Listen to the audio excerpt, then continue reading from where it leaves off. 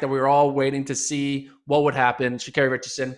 I went on record thinking that she was going to come out here and win a race. I thought she would win it in a slower time, but I didn't expect her to run an actual extremely slow time and finish dead last. And what did she even run? She 11-14. 11-1. Yeah. Who, I mean, outside the people who thought Jamaica was going to destroy Sha'Carri, I don't think even those people thought she would run 11-14, right? So no, I think I'm trying to figure out why this happened, right? It's not an excuse, but I just want to like why I think worst case scenario, we thought she maybe finished fourth in this race, right? You know, she's the USA champ. She clearly, maybe she doesn't have the pedigree as the top three Jamaicans, but you run 10-7, you should be able to finish in the top half of this field. So I think it's one of two things. It's one of three things, but I think it's actually two of three. And I think so there's three reasons. One, injury, which I don't think is true. She doesn't look injured. She looks completely healthy. So throw that out. She's fine. Two, she choked. She just couldn't handle the situation that she built up, all the time off, and she just straight up choked against the elite competition. And three, she just wasn't as prepared. She wasn't as fit. Maybe her training since getting banned during that month off, you're not sure what she was doing day to day. Maybe, you saw she was in a bunch of promotional stuff. Maybe her training wasn't as tuned as it would have been if she was not banned and, going through the regular motions.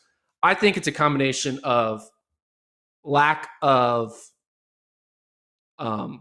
preparation, and I think also a little bit of choke. I think she choked a little bit. So I think it's a little bit of combination of those two. And that's why she finished dead last in this heat. Because Sha'Carri Richardson should not be finishing dead last in this heat. If you're a 10-7 woman who's run it multiple times, you're a U.S. champion, you should not be finishing dead last. Clearly something happened. Now, I'm willing to admit, even the best version of Sha'Carri would not have beaten Elaine Thompson, right? We're now talking about Elaine Thompson in historical greatest of all time realm. But I think the best of Sha'Carri should have at least finished second, third, or fourth or fifth. Fourth, fifth at worst, not ninth. So I'm shocked that this happened. I don't know what it was, right. But what do you think the reason is that she wasn't able to run at least 10-7 and be up there with the three Jamaicans?